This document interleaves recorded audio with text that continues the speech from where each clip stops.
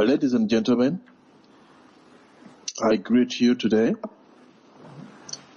And as usual, I'd like to congratulate you for surviving another week under dictator Yoweri Museveni. And for those who have lost loved ones, my condolences. For those of you who are in hospitals, we pray for you. And those of you who continue to suffer endlessly under the hands of the selfish dictator Yoweri Museveni, we sympathize. But today, I want to bring a ray of hope. Sympathizing is not enough. I'm going to be a little bit brief in English, and because of time. It took a little bit longer in Uganda. Next time, we have to do it equally. The first thing I'd like to tell Ugandans and well wishers, that through history, most wars have been brought about by land issues and national integrity issues.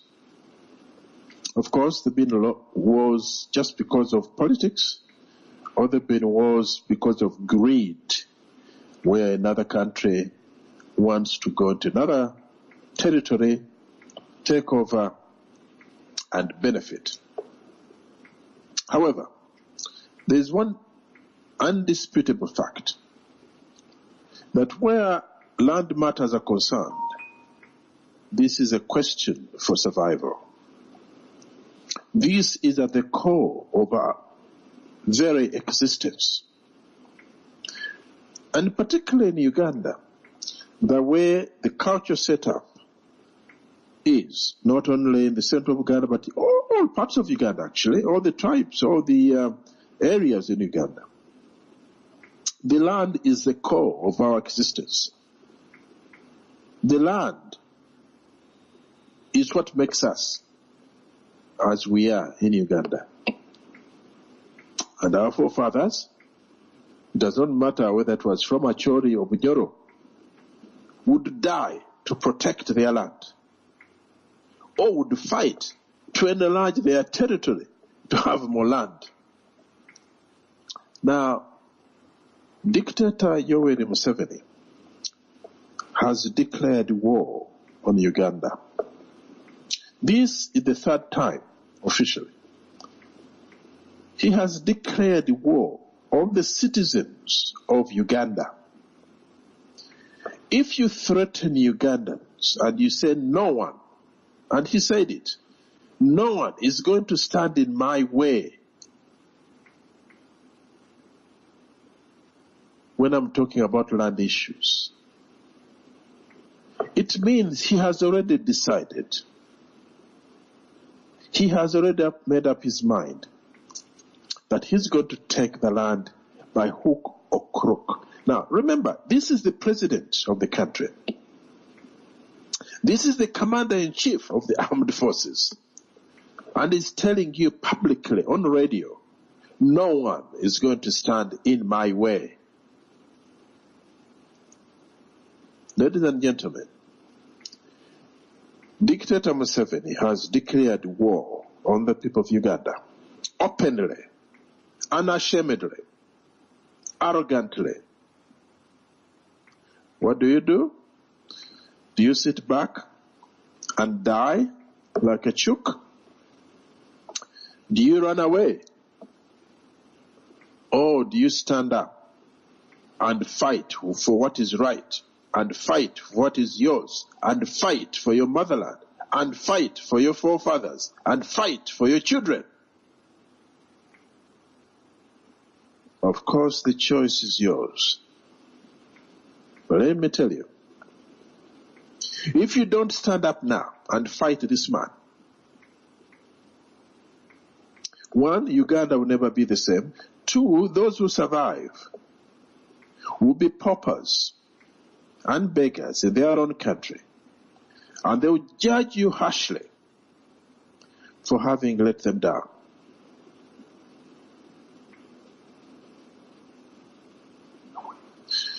I've just given an analogy when I was speaking in Uganda,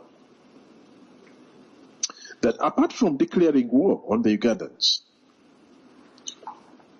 either Museveni has got mad, like mentally mad, and needs to see a psychiatrist. You see, if you got a dog and it gets rabies and starts attacking the children in your household, what do? Do you say, oh, I'm humanitarian, I cannot eat a dog? No. You put that dog down because it's gone crazy. It's turned against the household. It's turned against the people it's supposed to protect. And therefore, it's no longer worthy of living. So unfortunately, you take it down to save your children, to save your household. Now, one possibility is that this man is actually gone mad. Because if you're the leader of a nation, and you say you've got a parliament, and you say you've put there a commission, an inquiry, a commission to look into land matters and to get people's ideas, the reason of doing that is then you can decide what is most appropriate. One, compare it to what you think against what the people think and want, and you come out with either compromise or consensus position. But no, the commission is still going on, but he's telling you, openly telling you and threatening the people that no one is going to stand in my way. So either he's gone mad, in which case we have to put him down, or he's deliberately abrogating the Constitution by declaring war on the people he's supposed to protect. If he's not crazy, then he has declared war on the citizens of Uganda, because the land is the life of Ugandans. Now, the Constitution, which currently stands, and I think that is one of the sections they're going to change quietly.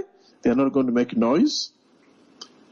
But one of the provisions of this Constitution, the current Constitution, is that if the President fails to perform his duties according to the Constitution, if the President abrogates the Constitution, and there is no recourse, and under the Constitution the recourse is Parliament or the legal system, but there is no recourse because the Parliament as we know it now is in Museveni's pockets, because the majority are his people, and therefore whatever he do, they're going to win. He just has to call them to State House or Rachitula, threatens them, gives them 10 million or 5 million, and the next thing they're going to put up their hands and vote whatever he wants. Therefore, there is no recourse now. The Parliament is not going to help the people of Uganda. It is incapable as it stands, because the few opposition people there do not have the power. They will never win any motion, simply because of numbers. So, if the Parliament is not going to help the people, and the President has turned against the people, the Constitution, now, the current Constitution, gives the people the power, gives the Ugandans the power. I think he didn't see this when they made the Constitution, and I think that's one of the clothes they're going to quietly change this time. It gives the people the mandate to change leadership, to remove the President by any means possible. It is very clear. It doesn't say the vote. It does not say the parliament, because the parliament has failed you. The votes have failed you. The president has failed you. So what do you do as a Ugandan? The constitution gives you the power to remove the president by any means possible. Now, this is very important because some people have been saying, look, Dr. Kiyingi is a warmonger. He wants war. No, I don't want war. This is self-defense. The Ugandans have been pushed against a war. You don't have a choice, my friend. Either you stand up now and fight dictator Yoweri Museveni, or forget about Uganda. He has declared war. And therefore, we have a right, the Ugandans have a right, to stand up now and fight back by any means possible. And this is constitutional, because I know some people are going to shout, Kayihura is going to talk. But this is constitutional. I think Kayihura is a lawyer, and he can go and read that constitution. I've read it more than 10 times. So let him go and read the constitution. It actually gives the people the power to remove the president by any means possible. And therefore, when I say stand up now and fight this man, stand up now and remove this dictator, I'm not breaking the constitution. You are not breaking the constitution. Now, for the people in Uganda, they are going to say, how do we do this?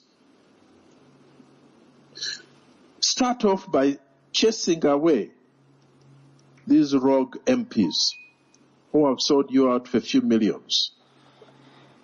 Send them away from your area. Block the road. Stone their cars. Get out your pangas. Get out your spears.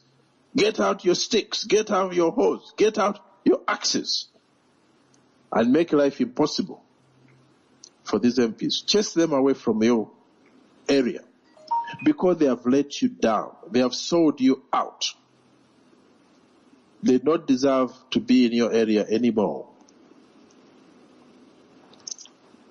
That is your first port of call in this fight. You do that, then Museveni cannot say the parliament, because the parliament will be no more. We have disowned. You've disowned the MP. You sent him. And I don't think he has enough room. You see, he made all these very small constituencies thinking that you have more control. He has a lot of MPs over for him. But if you send them away from their homes, I don't think he can accommodate all the 200 or so MPs in his home in Rachtura. Or all of these can sleep in the parliament building. But that will be a start.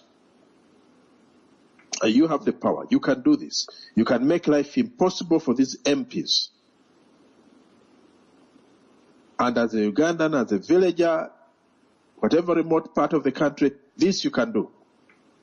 In addition, get out your spears and pangas. If somebody comes to open boundaries on your land, chase him away. Beat him up. Now, I'm saying this, and people are going to say, oh, the doctor is breaking. I'm not breaking any rules. You are defending yourself. You're defending your family. You're defending your children. Somebody has declared war on you. You have a right to fight back. Or, if he's not declaring war intentionally, he's gone berserk. He's gone crazy. In which case, you still have a right to put him down. Because as I say, if a mad dog turns against your children, and it has been in your home, what do? You put it down. So ladies and gentlemen, the message today is that Dictator Yoweri Museveni, by this action of threatening the people, has declared war on Ugandans. This has been exemplified by one of his ministers, who just 2 days ago said, don't make noise about the presidential limit issue. Whatever you do, we shall fight you. We have the army. Now, this is the minister. The debate has not even reached parliament yet, but he's already threatening the people with guns, because when you say we have the army, it means you have the guns. You can shoot them down. Is this the type of government in modern Africa that we should accept and fold our arms and keep quiet? No. No. Definitely not. The minister said they have the army. And this is Museveni's minister. And I don't think she would have had the audacity to make such a statement if she didn't have the blessing of State House. So Museveni has declared war on the people of Uganda. The people of Uganda have got a right to fight back. And the time to fight is now. Fight with whatever you have got. Let's come and take this man down. We have the numbers. I mean, why can't we, Ugandans, get your act together? It can be done. And stop being traitors against your own fellow men.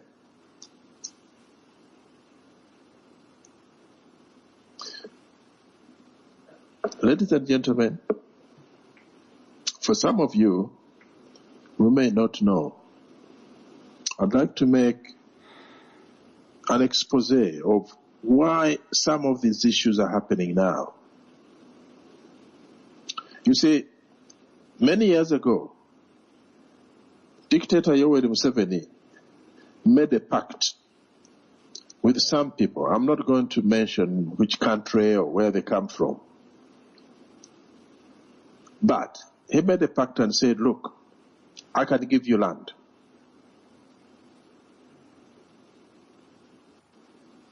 And what was impossible to be done in the colonial days, I can do. But give me money. And lots of money they did give him. The idea was, and I think Salim Saleh did it on a very small scale, you get the money, you lend it to the people, you help them, not help really, but on the surface of it, you're helping them start a business, and as security, they put their land down as security. Then the very government that has lent you the money sabotages your business, either commercial business or an agricultural enterprise. And we know that in many parts of the country, they distributed seeds that were poisoned, wrong seed, that could not grow, that could not germinate deliberately. So you've borrowed 100 million shillings. They say, oh, that's a very good project. We are going to give you the seeds for free.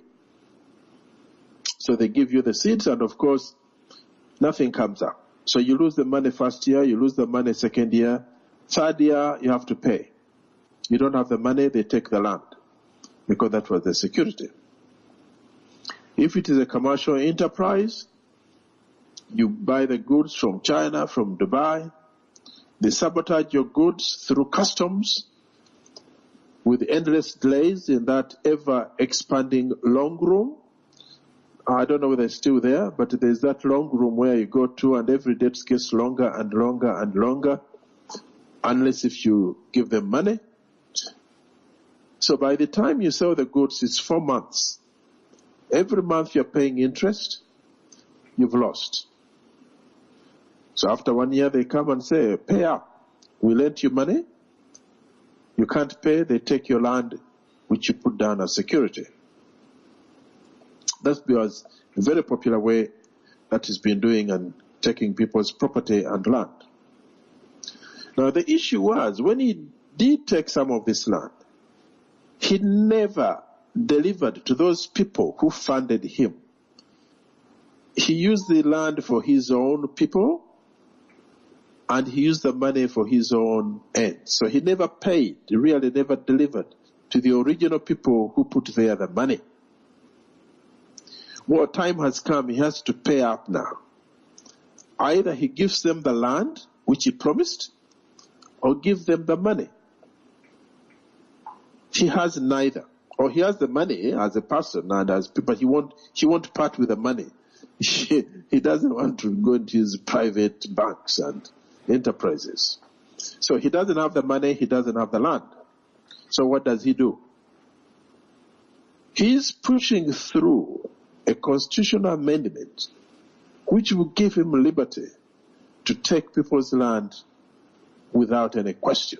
And then he can deliver to some of his benefactors. I'm not going to say which benefactors. Some of you may know, some may not. Though some of them were government, some of them were big enterprises, and others he went through really questionable companies to get money for. For example, one of those companies is, the name is Divinity Union. I believe this was run either officially or unofficially, but effectively by Salim Saleh. We'll have more time to speak about that at a later date. So I wanted the Ugandans to know that you have already been sold. The question now, how does he pay back? That's why he's scrambling very, very fast. He's sweating. He has to pay them. So this is a desperate man. And a desperate man would do anything. Do not think that this is a joke. This is your life. This is your land. This is your family. This is your country. And the time to stand up to this man is now. And legally, constitutionally, you have a right to stand up and fight back, because he has declared war on Ugandans. Ladies and gentlemen, because of time, I will now ask for questions. If there is more time at the end, I will speak more in English. But this week, he hasn't said anything new much on radio, apart from continuing to threaten the people.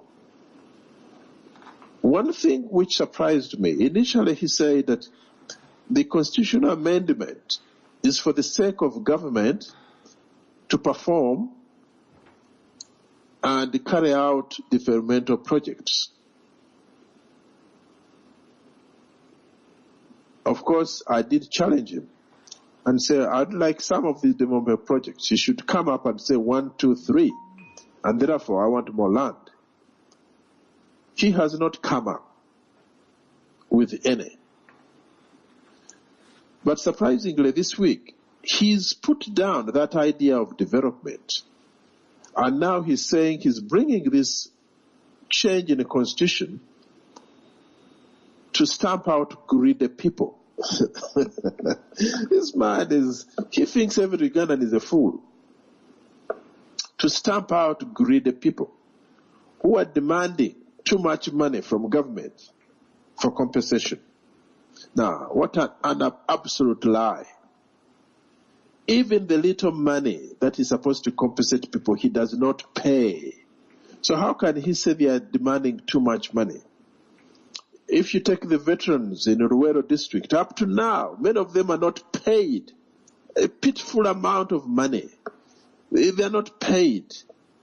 These are people, some of them, he killed their mothers and fathers. He ate their cows. I have an uncle, he's dead now. He actually housed Museveni.